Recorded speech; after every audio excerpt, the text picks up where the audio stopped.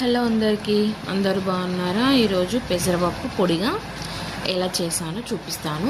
ముందుగా stove on చేసి ఒక మందపాటి బౌల్ పెట్టుకోండి. అందులో 5 నుంచి 6 స్పూన్ల ఆయిల్ వేసుకోండి. ఆయిల్ హీట్ అయిన తర్వాత కొన్ని ఆవాలు, కొంచెం జీలకర్ర వేసుకొని కొన్ని కరివేపాకు రెమ్మలు కూడా వేసుకోండి. ఇవి చిటపటలాడుతున్నప్పుడు మనం కట్ చేసి పెట్టుకున్న పచ్చిమిర్చి, ఆనియన్ కూడా వేసుకొని మంచిగా ఫ్రై అవ్వనివ్వండి. ఇది మొత్తం పచ్చిమిర్చితోనే చేస్తున్నాం కాబట్టి కొంచెం పచ్చిమిర్చి ఎక్కువనే ఉండాలి. కారం పొడి అనేది వాడడం ఇందులో. సో మంచిగా పచ్చిమిర్చి ఆనియన్స్ మంచిగా ఫ్రై అయిపోయిన తర్వాత ఒక 1 టీ స్పూన్ సాల్ట్ వేసుకోండి. సాల్ట్ వేసుకొని మంచిగా కలుపుకున్న తర్వాత అందులోనే ఇంకొక స్పూను పసుపు కూడా వేసుకొని మంచిగా మొత్తాన్ని ఒకసారి కలుపుకోండి.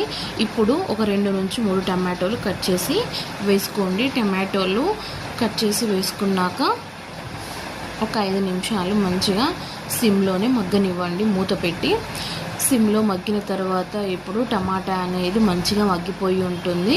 చూడండి, క్యాప్ తీసి చూస్తే ఆల్మోస్ట్ టమాటా అనేది తొందరగా ఉడికిపోతుంది. కాబట్టి ఇప్పుడు మనము పప్పు అనేది ముందే నానబెట్టుకున్నాము. సో ఒక టీ గ్లాస్ పప్పు ముందే నేను నానబెట్టాను, ఒక 1/2 అవర్ ముందు.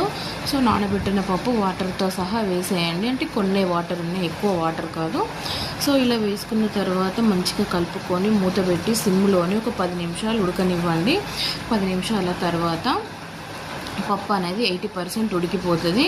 సో వాటర్ అనేది ఏమి యూజ్ చేయొద్దు. పైన ఇట్లా ఇంకొక పాత్రలో వాటర్ పెట్టుకోవాలి అంతే. అందులో వాటర్ మాత్రం వేసుకోవద్దు కర్రీలో. సో చూడండి, 80% కర్రీ అనేది ఉడికిపోయింది. ఇప్పుడు ఇందులోనే మంచిగా కట్ చేసి పెట్టుకున్న కొత్తిమీరని కూడా వేసుకోండి. సో కొత్తిమీర వేసుకోవడం వలన మంచి టేస్ట్ అనేది వస్తుంది పప్పు కర్రీలోకి. కారపొడి వాడకుండా ఓన్లీ మిరపకాయలతోనే చేసినప్పుడు టేస్ట్ అనేది కొత్తిమీర, ఉల్లికాడలతోనే టేస్ట్ అనేది చాలా బాగుంటుంది. మీరు ఒకసారి ఇలా ట్రై చేయండి. సో నేను 5 నిమిషాలకు ఒకసారి మూత తీస్తూ కలుపుతున్నాను. సో కొత్తిమీర మంచిగా వేసుకుని కలుపుకున్న తర్వాత ఇప్పుడు ఒక 5 నిమిషాలు ఉడకనివ్వండి. సో 5 నిమిషాల తర్వాత స్టవ్ అనేది ఆఫ్ చేయండి మూత పెట్టి. సో ఇలా వండుకున్న కర్రీ చపాతీకి, అన్నంలోకి బాగుంటుంది. మీకు నచ్చితే ఇలా ఒకసారి ట్రై చేయండి, షేర్ చేయండి, సబ్స్క్రైబ్ చేయండి. Bye bye.